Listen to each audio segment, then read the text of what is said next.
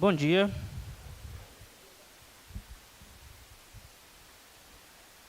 Um pouquinho nervoso, certo? Só um pouquinho.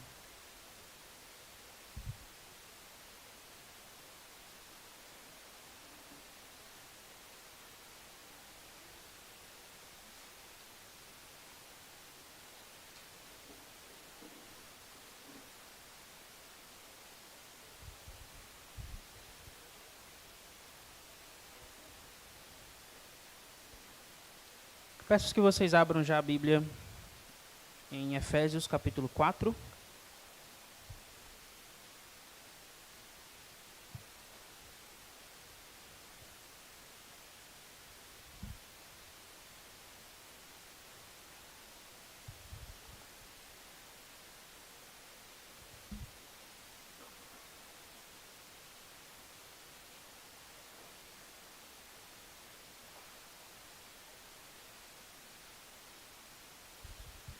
O tema hoje vai ser princípios para uma nova vida.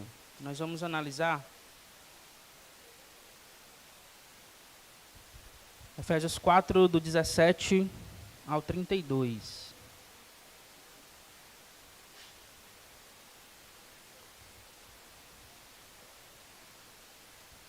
Vai ser coisa rápida, 1h30 eu termino. Brincando. Só nervoso, rapaz. Eu não poderia vir e não falar de música, né? Quantos aqui vocês conhecem? Não sei se vai dar para ver, mas conhecem este grupo aqui. Realmente eu acho que não vai dar para ver. Vamos ver se quem conhecer vai ver esse álbum aqui e vai conseguir ver.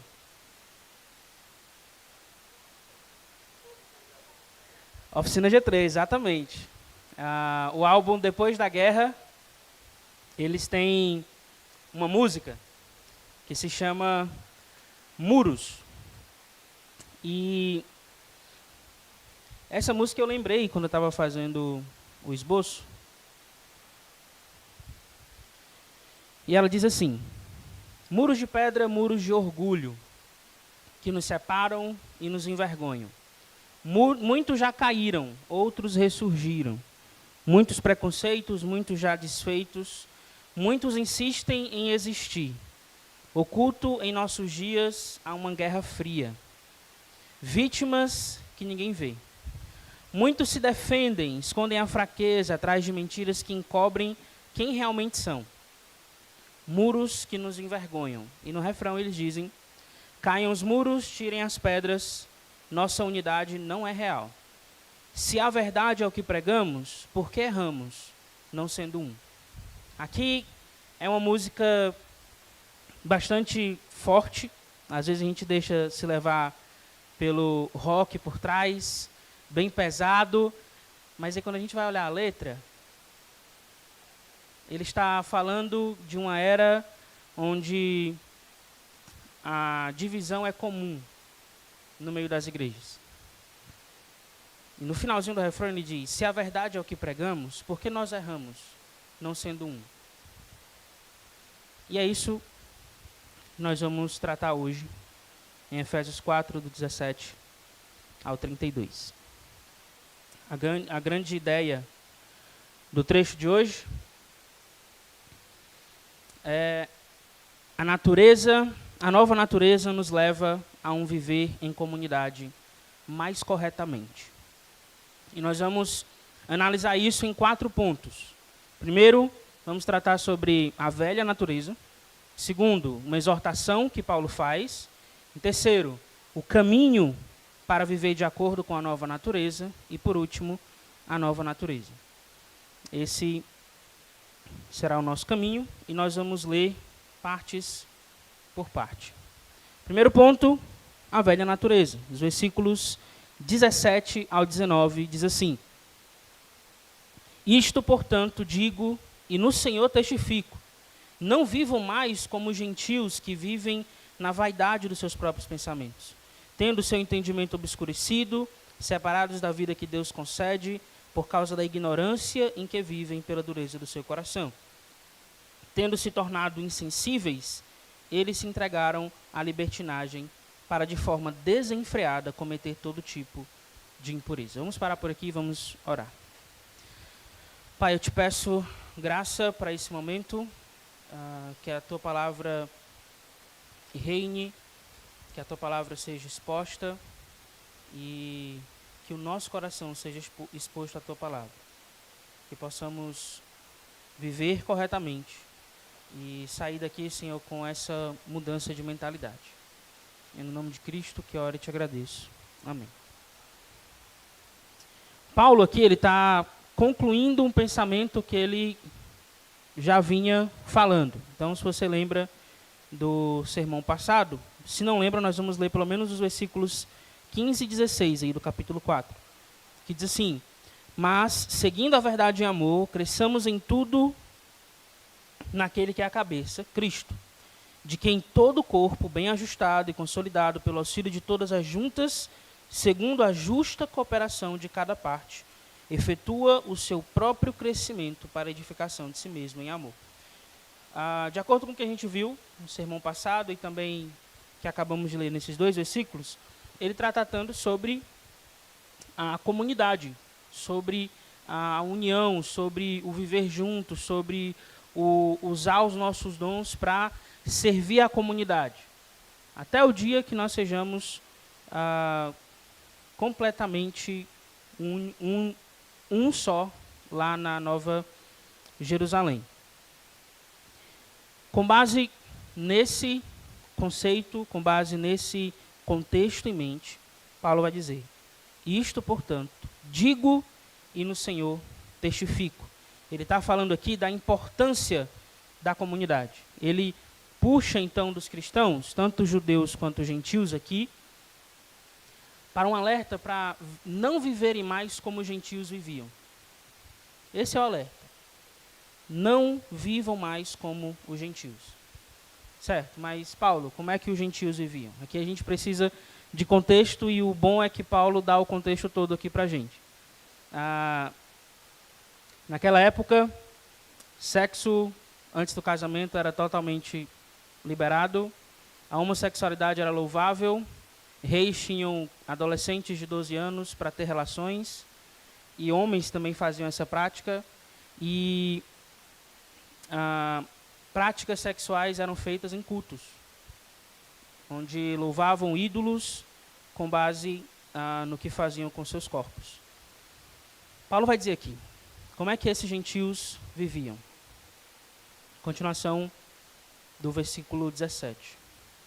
Vivem na vaidade dos seus próprios pensamentos, tendo seu entendimento obscurecido, separados da vida que Deus concede, vivem em ignorância, dureza de coração, são insensíveis, entregues à libertinagem, vivem de forma desenfreada, cometendo todo tipo de impureza.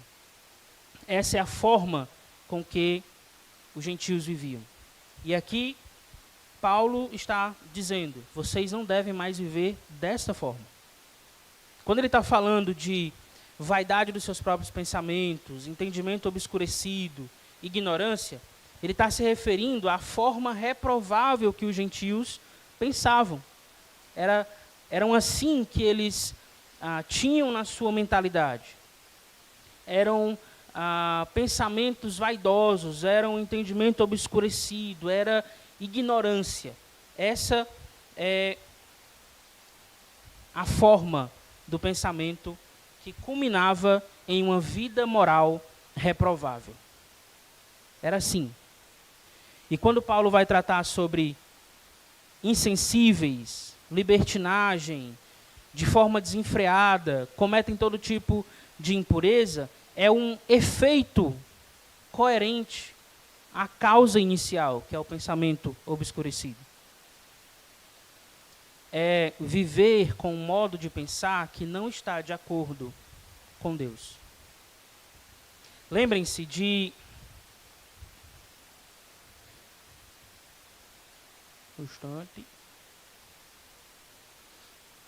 Lembrem-se de Romanos 1. Romanos 1, versículos 21 a 24.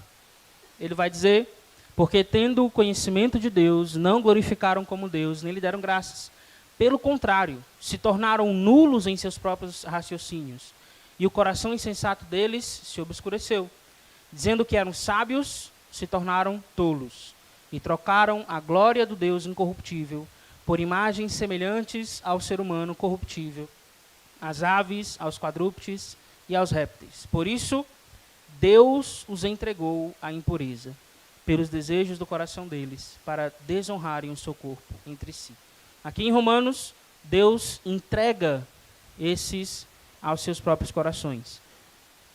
Aqui em Efésios, eles mesmos se entregam a essa devassidão.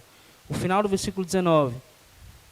Tendo se tornado insensíveis, eles se entregaram à libertinagem, para, de forma desenfreada, cometerem todo tipo de impureza. Eles são assim, pois estão separados da vida que Deus concede.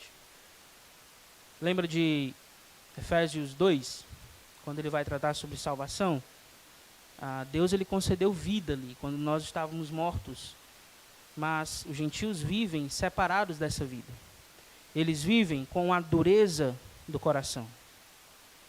Este alerta aqui, esta forma de viver, é para aqueles que ainda não têm Cristo. Estão mortos. Você que não nasceu de novo, esta vida que você leva, levará você à separação eterna de Deus, ao inferno. Essa é a consequência última. Mas, nota uma coisa. Paulo aqui não está falando para descrentes. Paulo está tratando com cristãos. Então, qual é a pegada que a gente tem que ter aqui? É que aqui é um alerta para que os cristãos não vivam mais como antes eles viviam. Vocês, Paulo está dizendo, vocês não devem mais viver assim. Esse é o alerta. Ele não está tratando exclusivamente sobre o descrente. O ponto dele é pegar o exemplo de como está lá fora e trazer aqui para dentro e dizer, vocês não devem mais viver à luz daquilo ali. Craig Kinner, ele diz o seguinte sobre esse trecho. Paulo se recusa a continuar chamando os cristãos gentios de gentios. Eles podem sê-lo etnicamente. Realmente eram gentios. Realmente somos gentios. Mas eticamente, contudo, são judeus. O que é que ele está querendo dizer com isto? É que as práticas que esses gentios levavam, que nós, como gentios, levávamos anteriormente, não deve mais fazer parte da nossa identidade. Somos gentios, etnicamente somos. Somos separados dos judeus, etnicamente somos. Mas eticamente, não devia ser assim. A nossa ética deve ser uma ética cristã. Aqui Craig Kinner está falando de ética dos judeus, porque se você olhar para Atos capítulo 15, lá no concílio, primeiro concílio da igreja, que vai tratar sobre aquelas questões dos judaizantes, daqueles que estavam tentando fazer com que o povo começasse a se circuncidar, a guardar as festas, a fazer a dieta religiosa que os judeus faziam. O que Tiago definiu lá e o que a igreja definiu lá foi que eles não precisavam fazer essas coisas, mas também deveriam fazer outras coisas para não ter problemas com os judeus. No caso, abster-se de... Vamos lá para Atos 15, é melhor.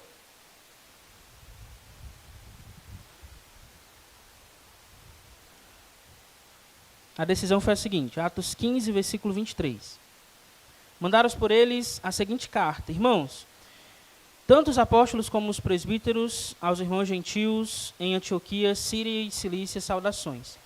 Visto sabermos que alguns que saíram do nosso meio sem nenhuma autorização, ele vai do versículo 23, homens que têm arriscado a vida pelo amor.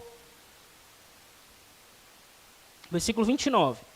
que vocês se abstenham das coisas sacrificadas a ídolos, bem como do sangue, da carne, de animais sufocados e da imoralidade sexual, e se evitarem essas coisas, farão bem, passem bem. Então, essa é a decisão lá do concílio. Então, é assim que os gentios deveriam viver agora que estão em comunidade. E nós, em comunidade agora, devemos viver de forma diferente daqueles que estão lá fora. Logo, você cristão gentil, não deve mais viver de forma ou da forma que vocês viviam. Sexo antes do casamento, homossexualidade, idolatria, eram pecados cometidos pelos gentios naquela época, romanos, e que é bem comum hoje também, certo? Mas quais são os pecados da nossa era? Quais são os pecados que nós vemos aí constantemente jornais noticiando? Nós vemos sonegação de impostos. Gustavo Lima que o diga. Nós vemos apostas, o jogo do tigrinho aí, à torta e à direita. Nós vemos palavrões, qualquer contexto, filme, em todo canto. Nós vemos sexo indiscriminado, homem com homem, mulher com mulher, antes do casamento, fora do casamento. E nós vemos também por aí divisão. Por mais que em alguns contextos a união é até mais forte do que em algumas igrejas. Mas a gente vê que a divisão é algo que é constante lá fora. A divisão se reflete em frases do tipo: não leve o desaforo para casa. Ou, não, eu não quero mais ter contato com ele. A gente viu hoje, né? Eu te perdoo, mas nunca mais fale comigo. Essas são frases, esses são relacionamentos que caracterizam os de fora. E que não era para caracterizar os de dentro da igreja. A nossa vida, por pertencermos ao povo de Deus, deve ser diferente. Pois não foi assim que nós aprendemos de Cristo. Não foi assim que você, como cristão, aprendeu de Cristo. A vida é diferente. E a gente vai para o nosso segundo ponto, a exortação de Paulo. Versículos 20 a 24 dizem, lá de Efésios 4: mas não foi assim que vocês aprenderam de Cristo, se é que, de fato, ouviram falar dele e nele foram instruídos, segundo é a verdade em Jesus. Quanto à maneira antiga de viver, vocês foram instruídos a deixar de lado a velha natureza, que se corrompe segundo desejos enganosos, a se deixar renovar no espírito do entendimento de vocês e a se revestir da nova natureza, criada segundo Deus, em justiça e retidão procedentes da verdade. Essa é a exortação de Paulo. Paulo vai tratar, no finalzinho desse trecho aqui, né, no versículo 24, da nova humanidade criada em Cristo, trazendo à mente dos leitores o que Deus fez com a humanidade no passado. Ele criou a humanidade lá em Gênesis. Ele criou homem e mulher. Ele deu funções, ele estabeleceu o que cada um deveria ser. E assim também acontece aqui. Deus, em Cristo, fez uma nova humanidade. Ele pegou os judeus, ele pegou os gentios e juntou e disse: esse é o novo homem. Esta é a igreja. E assim nós devemos ser também. Essa forma reprovável que eu falei dos gentios não é algo que foi ensinado por Cristo. No versículo 20, Paulo está dizendo: mas não foi assim que vocês aprenderam de Cristo. Aí ele fala assim: se é que de fato ouviram falar dele e nele foram instruídos. Aqui Paulo põe em xeque algumas coisas, certo? Se você está vivendo como gentil, como aqueles de fora do povo de Deus, você realmente aprendeu sobre Jesus? Você realmente tem esse relacionamento com Ele? Jesus não te ensinou a ser egoísta, a pensar só em si. Jesus não te ensinou a dividir o corpo por qualquer besteira. Ah, eu quero a mesa aqui, eu quero a decoração tal, eu quero que tal coisa funcione desse jeito, eu quero que a música seja assim, eu quero que... Não, e nós vamos dividir por conta dessas questões pequenas. Ele não te ensinou a viver no teu mundo a parte do corpo. Ele não te ensinou a seguir a tua vida e gastar só 2 horinhas no domingo para cultuar a Deus. Não foi assim que ele te ensinou. Pastor Rômulo Monteiro, em uma das suas pregações em Marcos, ele diz o seguinte: mostramos que temos um rei para as pessoas quando vivemos juntos com os outros e sacrificamos, às vezes, a nossa própria vontade para manter a unidade do povo. Se você só quer saber dos seus projetos, dos seus planos e sacrifica a igreja por isso, o seu rei não é o nosso. O seu rei é outro. Se em nome dos seus projetos você sacrifica a sua comunidade, você não está querendo união, você está querendo aglomeração. Se em nome do eu penso dessa forma e tem que ser assim, se em nome do eu tenho que a igreja tem que seguir por esses planos porque é o que eu quero que siga, é estranho. Se nenhuma vez você consegue sacrificar o seu desejo e fica bem por isso, não, é realmente a minha ideia sairia melhor.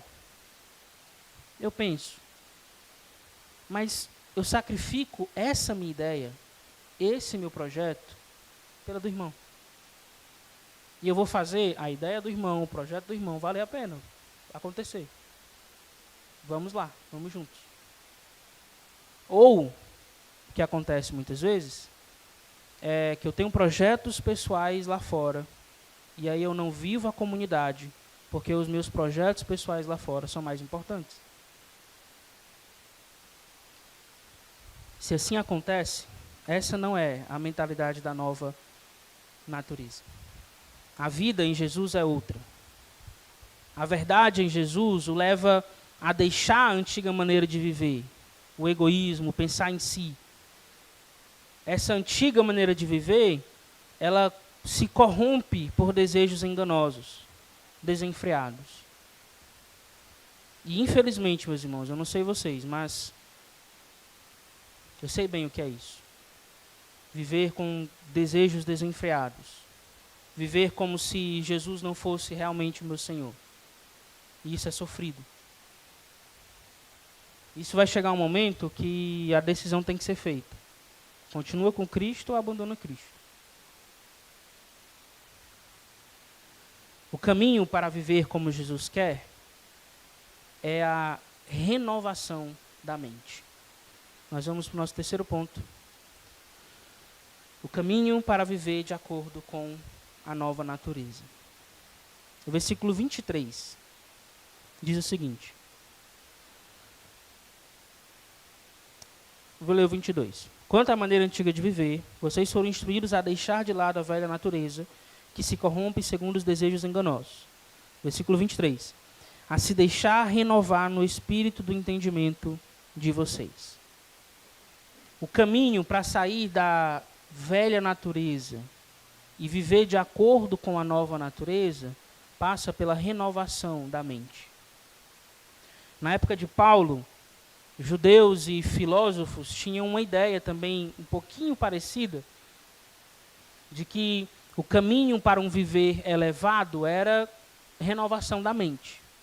E às vezes a gente até escuta isso também de incrédulos hoje, né? Tem que renovar sua mente, tem que ter um mindset, né? E tal, essas coisas todas.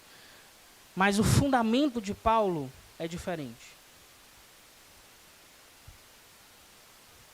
O fundamento que Paulo estrutura o seu argumento de que para viver a nova natureza é necessário a mudança de mente é diferente. Craig Kinner diz, ele se baseia no novo tipo de vida que a maior parte do povo judeu esperava encontrar apenas no mundo vindouro, a ressurreição dos mortos. A maior parte do povo judeu pensava que desfrutar da nova vida, de uma vida muito boa, ou da nova criação, era lá, era depois que a ressurreição dos mortos acontecerem de fato. E o que Paulo está dizendo e trazendo para a gente é que a realidade da nova natureza já é aqui e agora. Certo, a gente espera o cumprimento final de tudo, onde toda dor, todo pecado vai ser deixado, e como eu espero por isso. Mas o que ele está dizendo é que este viver, este desfrutar da nova criação, iniciou-se aqui. Será que a gente experimentou isso? Pelo menos uma vez eu acredito que você deve ter experimentado. Quando a gente vai para um retiro, e está ali em comunhão, e está ali todo mundo junto, louvando a Deus, vivendo aquele momento de intimidade uns com os outros, e a gente pensa, seria tão bom não sair daqui. É um gostinho. Tem muito mais do que a gente pode fazer hoje, e que a gente vai ver também no decorrer do texto. Mas é aqui, meus irmãos, aqui já iniciou. É possível você caminhar segundo a nova natureza. O Espírito está em você. Deus deu a graça a você, Deus salvou você. Você já é uma nova criatura, você já é um salvo. Você já faz parte dessa nova humanidade. Aí voltando para o que Paulo disse, se é que de fato ouviram falar dele e nele foram instruídos segundo a verdade em Jesus. Qual deve ser então a sua parte nisso? Agora que já está tudo feito, agora que já somos nova criatura, o que é que a gente tem que fazer? Renovar a nossa mente. Paulo diz também, em 2 Coríntios 5,17, e assim, se alguém está em Cristo, é o quê? Nova criatura. As coisas antigas, e eis que se fizeram novas. As coisas antigas têm que ir lá para trás. É passado. E a forma de viver agora deve ser diferente. Nós devemos buscar essa renovação da nossa mente. Mais 2 versículos, para a gente poder trazer essa ideia mais a fundo. O salmista, no Salmo 119, versículo 9, diz: de que maneira poderá o jovem guardar puro o seu caminho? Observando segundo a tua palavra. E um outro texto também bastante conhecido, Romanos 12, 2. E não vivam conforme os padrões deste mundo, mas deixem que Deus os transforme pela renovação da mente, para que possam experimentar qual é a boa, agradável e perfeita vontade de Deus.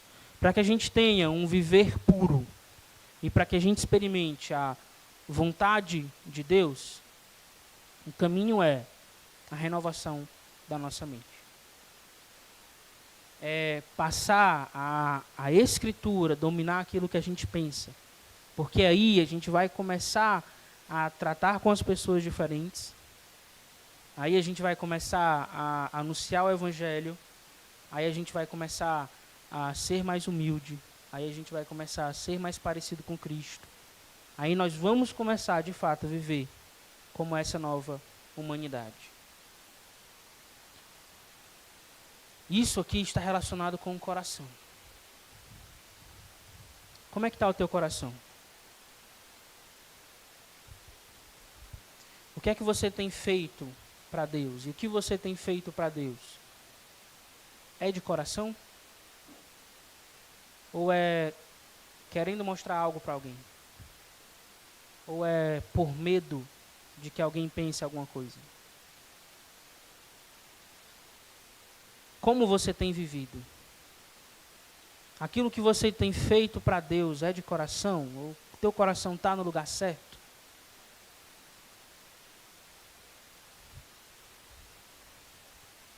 A forma que você tem vivido é sincera Ou tem alguma coisa escondida aí dentro?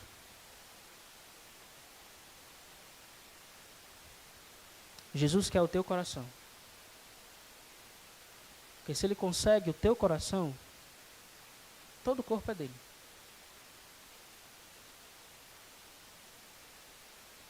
Esse caminho é um caminho que, eu confesso, é difícil. Muitas vezes eu não tenho conseguido, não. É que nem levar pizza de cipó. Não sei quantos já levaram. Ou aqueles fios de telefone, né, que é mais antigo. Eu nunca levei, eu levei de cabo de vassoura. Agora disso aí não. Mas dói. Às vezes a gente passa por lutas dessa forma. O pecado bate com força. Mas uma coisa que eu tenho aprendido é que Deus tem me alertado e eu preciso renovar a minha mente. Eu preciso encher a minha mente com a palavra, mais do que eu encho a minha mente com animes, que eu gosto muito. Eu preciso encher a minha mente com a palavra, mais do que séries, ou filmes, ou videogame. Eu preciso encher a minha mente com a palavra, constantemente. É aquilo que um teólogo disse: nós precisamos pregar o evangelho para a gente todos os dias. Lembrar daquilo que Jesus fez. Lembrar que Ele é o exemplo perfeito de como viver. Só assim eu vou conseguir viver em conformidade com a nova natureza. Nós vamos para o nosso último ponto. A nova natureza. Versículos 25 a 32. Então aqui, eu vou lendo devagarzinho, mas por já sabermos, por já sermos uma nova criação, temos que mudar a nossa forma de pensar sobre nossos pecados. E quando eu digo nossos pecados, a partir de agora aqui, se você não fez esse exercício, faça. Eu estou falando para você. A palavra está falando para você especificamente. Então, reflita aqui dentro, antes de pensar em algum irmão. Aqui. Versículo 25. Por isso, deixando a mentira, que cada um fale a verdade com o seu próximo, porque somos membros do mesmo corpo. O caminho que o mundo geralmente diz não, é só parar de mentir. Não, não é só parar de mentir. É parar de mentir e passar a falar a verdade. Esse é o caminho. Eu fiz isso aqui de errado. A pessoa me perguntou e eu menti para ela. Eu vou só parar, a próxima vez eu não vou fazer. Não, agora você tem que falar a verdade. É um tantão assim diferente, né? Não é só dizer, da próxima eu não falo. Não, agora você vai ter que ir lá e dizer a verdade. Você ocultou alguma coisa? Você vai lá agora e fale a verdade. E diga de fato o que é. Tem alguns textos que eu não vou ler, mas isso aqui Paulo faz alusão a um texto lá de Zacarias capítulo 8, versículo 16 e 17. Segundo, versículo 26. Fiquem irados e não pequem. Não deixe que o sol se ponha sobre a ira de vocês. Nem deem lugar ao diabo. Segundo aqui é uma ordem de tomar cuidado com a ira. Por quê? Porque todas as vezes que você está irado, é muito propício você pecar.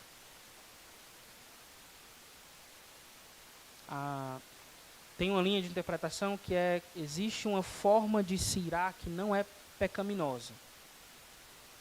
Vamos dizer que sim, mas até essa forma de pecar essa forma de irar que não é pecaminosa, a gente está sujeito a cair. É uma linha muito tênue. Então, o alerta de Paulo é assim: todas as vezes que você ficar irado, cuidado. Porque o precipício está ali a menos de um palmo de distância. A pedra pode rachar, mesmo na hora que você está passando. E isso, meus irmãos, é uma coisa que eu tenho que levar para mim, certo? No coração. A ira é tão forte que ele vai dizer assim, não só que não demore, né, que não se ponha o sol sobre a vossa ira, como é uma alusão lá a Oséias 7,6, mas também é que essa ira é como se a gente desse lugar ao diabo. É como se fosse um campo de batalha. E toda vida que a gente se ira, a gente está abrindo um pouquinho da retaguarda para Satanás entrar. A ordem é, então, não se ire. Lute, batalhe para não se irar. Versículo 28, que é o terceiro aí. É uma ordem contra o roubo. Aquele que roubava, não roube mais. Pelo contrário, trabalhe fazendo com as próprias mãos o que é bom, para que tenha o que repartir com o necessitado. Aqui não é somente deixar de roubar. Eu roubava e eu parei de roubar. Não, agora você vai fazer o quê? Eu vou trabalhar. Para quê? Para esbanjar ali o que você tem? Não. A partir de agora você vai trabalhar para ajudar os outros. Essa é a pegada. E que geralmente a gente não pensa. Não, o meu trabalho, o meu dinheiro, é aquilo que eu vou gastar com a minha família. E tem um irmão necessitando de alguma coisa. Ou nem necessitando, mas que você poderia muito bem pegar aquele dinheiro e, cara, tá aqui, eu vou ajudar esse irmão. Eu soube de alguma coisa que ele está precisando, eu vou lá e vou abençoar ele. Ou aqueles outros necessitados que estão precisando, eu vou lá ajudar ele.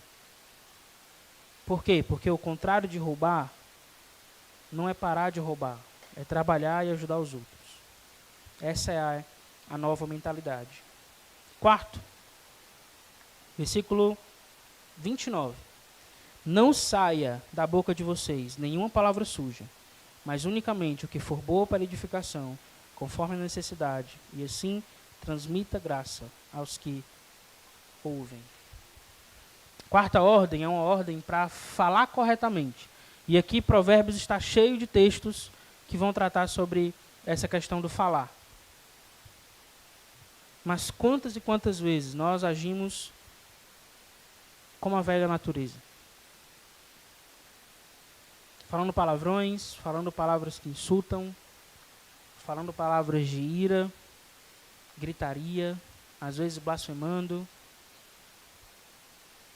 E eu vou voltar só um adendo. A gente aqui é você.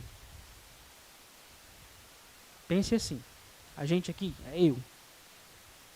É pro Wellington. É para você especificamente. Você tem falado de forma correta? Você tem falado, como o texto diz, unicamente o que for boa para edificação, conforme a necessidade, e transmitindo graça àqueles que estão ouvindo? O que sai da tua boca é isso?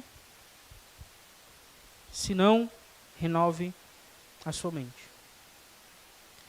Por último, nos versículos 30 a 32, Paulo fala aqui, no versículo 30, que nós podemos acabar entristecendo o espírito. E quando é que isso acontece? Quando nós acabamos cometendo todos esses pecados listados aí no versículo 31.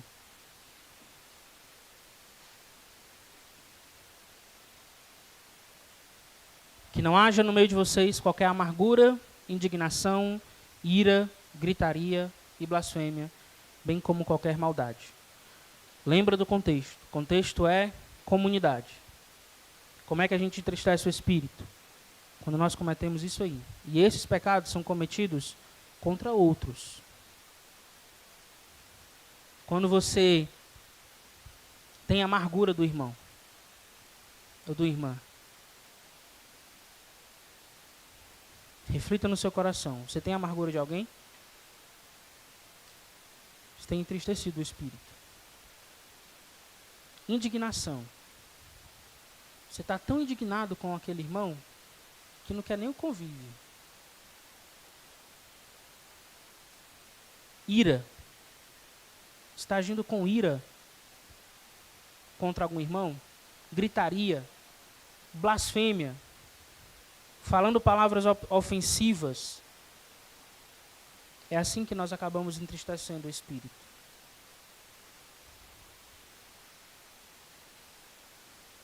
O que caracteriza a nova natureza é o amor. A forma de viver bondosa, no versículo 31. Que não haja no meio de vocês, 31 não, 32. Pelo contrário, sejam bondosos e compassivos uns com os outros. Essa é a forma que caracteriza, de fato, quem somos. Ou quem deveríamos ser como nova humanidade. Lembra da música que eu comecei? Da oficina? Lá no refrão eles dizem, né? Caem os muros, tirem as pedras, nossa unidade não é real. Se a verdade é o que pregamos, por que erramos não sendo um?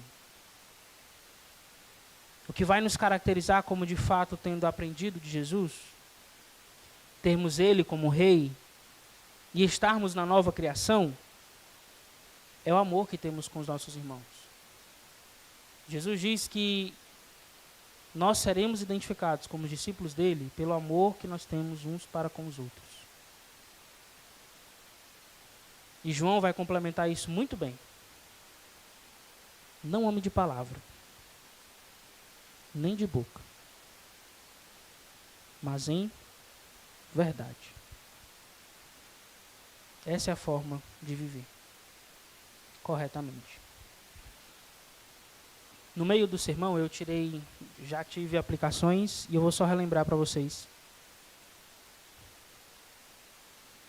rapidamente. Você que ainda não tem Jesus, a sua vida ainda está ancorada na velha natureza. E para você desfrutar da nova natureza, você precisa de Cristo. Segundo, você que já tem Jesus, a sua vida deve ser totalmente diferente dos padrões do mundo. Alerte-se para isso. Terceiro, Jesus te ensinou a viver de forma diferente. Não mais buscando os próprios interesses, mas muitas e muitas e muitas vezes sacrificando aquilo que você pensa ser o certo. Ou pensa que a ideia é genial. Ou sacrificando planos pessoais. Para quê? Para o viver em comunidade acontecer. O meio de graça que ele nos concedeu. Quarto, você já é uma nova criatura. Desfrute disso. Se alegre no fato de que a nova criação já iniciou. E como é que a gente vai desfrutar disso? Cara, o momento de comunhão é muito bom. Sentar à mesa. Como diz o Breno, toda reunião de irmãos tem que ter comida. E é isso, é sentar à mesa, é ter comunhão, é viver, é unidade. E às vezes é querer, não é sentir. Quantas e quantas vezes eu não estava sentindo vontade de vir para alguma programação extra ou alguma coisa, e eu me esforcei a vir. Quando vim, mudou. Mudou o sentimento que não estava propício, ficou totalmente propício. E a Clara me ajuda muito nessas vezes, certo? O que você tem feito para Deus é de coração? E por último, a nossa igreja só vai fazer a diferença real quando praticarmos aquilo que de fato nos diferencia, o amor uns aos outros. diferença real lá fora é quando existe diferença real aqui dentro. Para as crianças, pratiquem o amor que Jesus ensinou a vocês. Jesus ensinou você a viver em amor e ser compassivo e ser misericordioso. Assim deve ser feito. E o que você tem feito com isso? O que você vai fazer a partir de agora? Vamos orar. Pai, eu louvo o teu nome por tudo que o Senhor tem feito por nós. Te agradeço por essa palavra. Te peço que a minha vida, Senhor, seja refletida de fato como nova criação. E que a cada dia que passar, eu e os meus irmãos possamos viver em unidade, em amor, em comunhão uns com os outros, para refletir aquilo que Tu és, ó Pai. É no nome de Cristo que eu oro e te agradeço. Amém.